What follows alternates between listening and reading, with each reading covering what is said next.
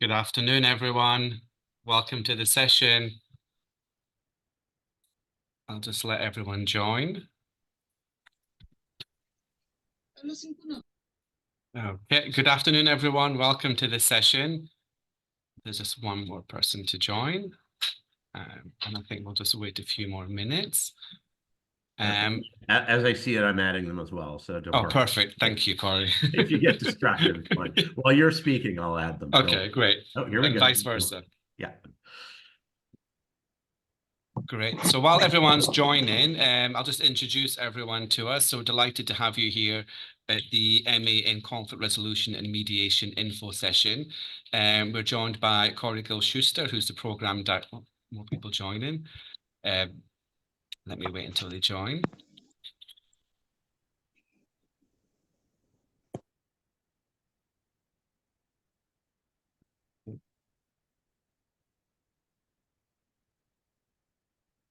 Welcome, everyone, if you've just joined.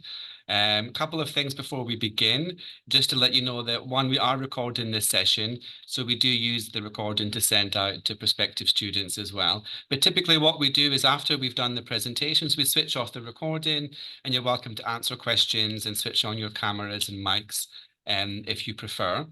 I'll introduce everyone to you. So we have Corey Gill-Schuster, who's actually the program director of the MA in Conflict Resolution and Mediation. We're also joined by a program alum, Anna Goldeckel, who's also the executive director for the Palestinian Internship Program and Palestinian Mentorship Program. And I'm David. I'm from the Lowy International School here on campus. And we're the hub for all of the international English talk programs on campus. I'm going to begin the session by taking just 5 or 10 minutes of your time, just to give you an overview of Tel Aviv University and the Lowy International School, if you didn't know it before. So let's begin. I'm going to begin by playing a video and also end by playing a video. So the first video I'm going to play is called Taoism, and I think it just sums up the experience that you get at Tel Aviv University. When you come to us, you'll learn with your head, understand with your feet, and learning happens everywhere. So let's begin.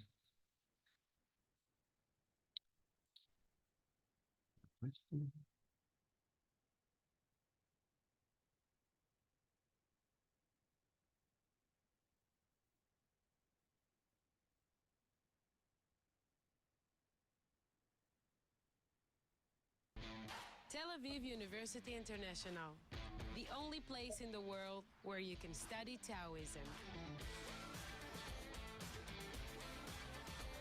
What is Taoism? Well, it's a local philosophy that says the best way to study is through experience. Understand with your head, learn with your feet. The best way to study a multicultural society is to live in one. Be ready with your elevator pitch. You never know who you'll meet on campus. Yeah.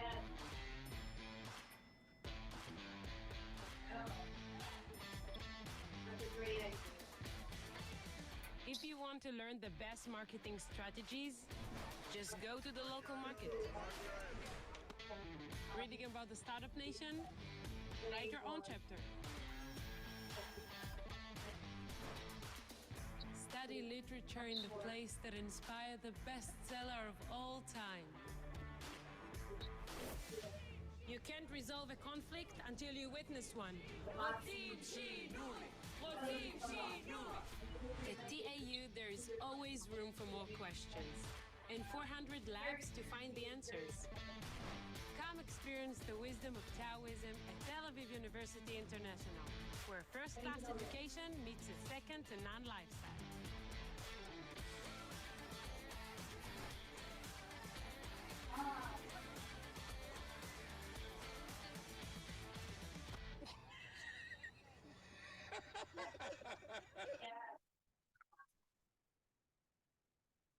Let's begin. Did everyone else able to hear that okay, or was it a bit low? It was so. It was a bit low. Okay. Yeah, I don't know why. I think I'm on the Wi-Fi, my laptop, maybe that's why. Okay, but I'll send out the recording, the actual link to the video to everyone afterwards, so you're able to see it. Okay, so let's begin.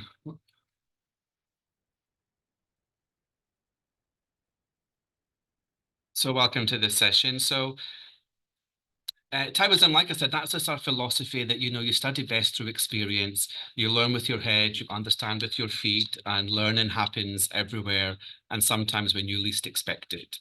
So, when you come to Tel Aviv University, you don't just learn, in a classroom, you learn in a campus, in a city, in a country. All of these things will transform you. And we call that Taoism. So this gives a good snapshot about Tel Aviv University if you don't know much about us. First of all, we're Israel's largest and most comprehensive institution of higher education. We have 30,000 total students and over 2,000 international students, and they come from 100 plus countries from all over the world, from South America, from North America, from Europe, from the Middle East, from Asia, from the Far East, from Australia. So literally from all over the world. You saw in the video that we have, 400 labs on campus, 9 faculties, 125 schools and departments. We're truly a multidisciplinary institution of academic excellence. We also have, 3,500 projects annually, 15,000 international alumni, 1,000 senior faculty members at 17 hospitals. So this is a big, big, big institution. Israel's best institution, I have to say. So I won't go into all of them, but obviously, listen, we're very proud of our ranking as Israel's largest and most comprehensive institution of higher education. We're the #1 choice for Israeli students. We're ranked a top 100 innovation university by Reuters. We're ranked in the top 20 in the world in terms of scientific citations. We're 5th in the world for entrepreneurship. And the only non-US institution to make that top 10 list. So we're up there ranked alongside leading American universities like Stanford, MIT, UC Berkeley, and Harvard. And also 55% of the population is women. 2 years ago, the university set up its very first diversity commission, headed up by Professor Netta Ziv. And her remit, it's clear, it's to increase, equality and diversity among everyone on campus, whether it's academic faculty, administrative employees, and students as well. So as I mentioned, we're a big multidisciplinary institution of academic excellence, and our impact is felt large and wide. We have a vast range of research and teaching fields that create unique and fascinating connections between disciplines that are not traditionally connected to each other. And that alone provides infinite possibilities for academic creativity. As you heard earlier, there's 130 research institutes and 400 labs on campus. World-class faculty, renowned professors, students from 100 plus countries. Also, every year, our students perform over 300,000 hours of community service in Israel. And of course, we're based in the wonderful Mediterranean city of Tel Aviv that we all call home. And if you've not been to Tel Aviv, it's a pulsating, vibrant city. It's Israel's cultural and commercial capital. It's been named the Mediterranean capital of cool by the New York Times. It's a non-stop city with amazing nightlife, cuisine, and cultures, a city you can very much never stop exploring. The tagline of the city is non-stop, and our tagline at the international school is non-stop discovery. So we're very proud to be based here in Tel Aviv. If there's one thing I want you to take away from my session, also from the session overall tonight, in addition to the wonderful program that you're going to hear about, it's the Student Life team. They are there to, give you a nice soft landing. So when you come to us, you're not coming to, a foreign country. They're there on arrival day. They're there on orientation day. We call them the madrachim, which is the Hebrew word for guide or counselor. And they're available 24/7 for any issues or support you need. Even if it's not academic related, you need someone to speak Hebrew because you've lost your bank card or your travel card. They're your go-to people. They also live in the dorms with you, so they're always available there. In addition to that, they'll also take you off on day trips in Tel Aviv and Jerusalem, overnight trips in the north and the south, and also events on campus like yoga night, movie night, pizza night. So you'll get to explore and see the best that Israel has to offer. And this sense of community extends through, oh, my screen's just gone blank. There we go. into the dorms as well. So like I said, they live in we have dorms on campus. You can see some of the pictures here. They're really nice, I have to say. They have 24-hour security, doctor's office, there's food court and supermarket in walking distance. They have a laundry facilities, also a small gym. Some of the pictures there, you can see some of the study rooms and quiet rooms. There's also a creche for students that have children.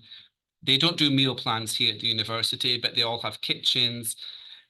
Plus, also, it's a nice way to make friends, and bond over, cooking dinners together.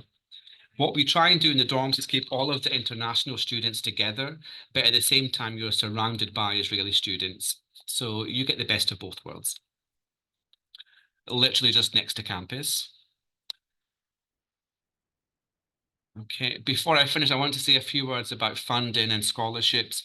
So I do recommend just to take a quick, I'll send this out to everyone afterwards also, but this is on our website where we have listed all of the scholarship options that we offer and also scholarships from external organizations that we know of. We tend to list them there as well. So I do recommend to go through it. There's some really amazing options there. We have our own scholarship fund that the programs decide. We also launched Israel's first sports scholarship fund last year, which is a fully funded scholarship. There's also some scholarship for students from specific regions and areas, in addition to external organizations like Masa. Hello. Can you just guys pop yourself on mute? Thank you. There's also organizations like Masa, also the MFA, which is the Israeli Ministry of Foreign Affairs. They often do give students from specific countries quite a generous scholarship to study a MA program. Not every country, but they have a list of about 15 or 17 countries from all over the world. So I do recommend to check it out. And that's me. So I hope that's given you a bit of information about TAU that you didn't know before, and the international school also. I'm going to be here for the rest of the session as well to assist and answer any questions anybody has. So thank you for listening. Corey, over to you. Were you all able to hear okay? Yeah, I think you're on mute, Corey. Okay, I didn't click Perfect. hard well enough. Okay, sorry. Let me turn this on. That's right, too many things here. I got to move them out of the way. Okay, so F5. Thank you. There we go. So my name is Corey Gil-Schuster. I'm the program director for the MA in Conflict Resolution and Mediation. I'm going to give you an overview of the program itself. It is a 10-month program taught exclusively in English, learning about conflict resolution and mediation. I'll get to that in a minute, what exactly that means. We put a strong emphasis on skills development, case studies, and field experiences. We really try to mix the academic, the practical, and skills in a unique way. Unlike most programs, I actually studied conflict resolution in Canada, and it was entirely theoretical. We really strive to provide as much practical experience as possible. You're in a conflict zone in a sense, and you get to learn from experiences of people and the lecturers and the people who are all around you, plus learning the skills on how to solve conflicts. In addition, part of what's unique about our program is we have a mediation workshop with certification from the university. It is a course on how to be a mediator. It doesn't make you officially a mediator. You have to check what the legality is in your jurisdiction. What does that mean exactly? But it is a 52-hour course on the basics in mediation and learning how to do that. And if you'd want to go on, that's something, there are other programs that you can go on to. There's also an optional thesis here that you can stay for, and that's something we can explain about. So what is conflict resolution? Conflict resolution is understanding why there are conflicts around the world, why countries, religions, states, ethnicities, how they get themselves into situations of conflict, and hopefully how do you solve them? And we do that through an interdisciplinary or multidisciplinary approach.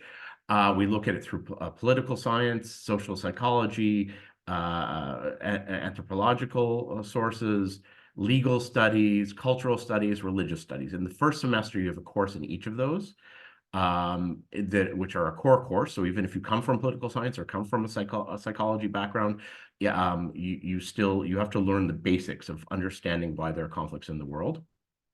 And then in the second and third semester, you have a series of electives where you choose the courses that you want. Those are electives. And those are more interdisciplinary. They mix the sociological, psychological, political, religious, legal in different ways. So you could have courses such as leadership in conflict, environment in conflict, game theory, the NGO world in conflict, ethnic societies, how to understand conflicts in different ways. As I said, is this theoretical mixed with experiential and practical. And how do we strive for the practicality of it? We teach you the tools on how to solve conflicts, which is through courses in negotiation, mediation, and facilitation. And some of those are core courses that everyone must take, and some of those are elective courses. And you really learn the skills involved in how to solve the conflicts that you're going to be learning about. Now is Anna on? Because I'll introduce her quickly. I'm not sure if she's on. She's a former student. Yes, I'm here. You can hear us? Yes. Okay, great. So Anna is a student from 2015, 2016. Anna, would you like to introduce yourself? Yes, thank you. Hi, everybody. I'm sorry that I'm not on video. And I also apologize for all of the background noise. I was unfortunately admitted to the hospital for some last-minute monitoring for my pregnancy. But it was important for me to still come on and talk about the program and answer any questions that you guys may have. So I am, as Corey mentioned, an alum of the program. I'm originally from the United States, but I moved to Israel and joined the program actually from Canada, Toronto. My first degree was at the University of Toronto in political science, specifically in peace, conflict, and justice studies. And I'd always been very interested in the Israel-Palestine conflict, Israel in the region, conflict resolution in general. And so that's actually what brought me to this master's program. And when I joined the program, I didn't really know what to expect because naturally I didn't, have any experience doing a master's program. But one of the things that really struck me right away, and this is something that Corey just mentioned, was both the theoretical and the practical of the program. And one of the things that blew me away was when I came from University of Toronto, my professors always spoke from a very theoretical standpoint, the research they did on a certain conflict, or the things that they heard about from people who had been in the field that they had never been in the field themselves. And all of my professors that I had during my master's program at TAU were speaking from direct personal experience regarding the topics that they were teaching us. And I didn't realize just how much that would play a role in my future career. And so in addition to speaking with you guys as an alum of the program, I'm also speaking to you as the executive director of an organization, a nonprofit in Israel called the Palestinian Internship Program, PIP. I basically made Aliyah, which means I moved to Israel 6 years ago to run the program. It was about a year and a half, I would say, after graduating from the master's program. And very briefly about what PIP does, we, as our name says, we connect Palestinian university graduates from East Jerusalem and the West Bank with paid internships at high-tech companies in Israel. We're looking at the conflict, so to speak, as an opportunity for us to build bridges through business opportunities, through economic cooperation and bridge building. We don't come through the lens of peace building, but conflict resolution through economic cooperation. And then also a few years ago, we launched a second part of the program called the mentorship program, where we're actually working with Palestinian entrepreneurs from Gaza, East Jerusalem, and the West Bank, connecting them with mentors from around the world, including in Israel. So naturally, as you can imagine, this war has really taken a toll on our organization, but we are figuring out ways to persevere and continue helping both our participants and all of our Israeli tech companies and our Israeli mentors who have been affected by this war. Corey, I don't remember from the beginning of the call what else you wanted me to touch on. I would say, because we're in a second, I'm going to speak about where graduates work, but how do you think the program itself helped you in the work that you do today? Oh, in a number of ways. So first of all, just giving me, the general basis of understanding of different types of conflicts and approaching conflict resolution through various lenses. I think the number one thing that I apply to my day-to-day is understanding, where my participants, the demographic that I work with, young Palestinians, where they're coming from and why they're coming or why they're even open to being a part of this organization. I myself am a Jewish American Israeli. So I obviously have my own background, my own, I guess we could call it my own ideology, right? And my own politics. And I can't come to this organization with the interest of bridge building. And everybody obviously has their own ideas of what bridge building looks like. But I've been able to really apply not just the theories that we learned in the master's program, but also hearing from and working with the many professors that I was exposed to and applying their direct experiences, both Palestinian and Israeli professors. The second major way that this program has helped me, which is not something that I even thought would happen, is throughout my 6 years of running PIP, I've needed to consult lawyers, specifically relating to labor law, international law. And I've been able to turn to Daniel Reisner. I don't know if he's still a professor, but at this program, but so he's incredible. And whoever joins the program definitely needs to befriend him because he's an incredible person. And he helped us immensely in understanding various laws surrounding securing, not jobs, but internships for our Palestinian participants inside of Israel. And I, to this day, am in touch with him, and he's a huge support and mentor for me. There's also Udi Summer, Stephen Klein. All of them have been immense supports throughout my time at PIP, and I hope that they'll continue to be. And then lastly, the mediation itself, and the negotiation, I should say. I'm hiring staff. This is even outside of conflict resolution, but I hire staff. I unfortunately sometimes have to let staff go. I have to negotiate contracts. I have to report directly to a board, and I utilize all of the skills that I learned, literally all of the skills that I learned in the mediation course itself and in the negotiation classes that I took to approach each of the different challenges that I may experience in my day-to-day job. And then personally, it helps with my relationship with my mom, which is fabulous. So.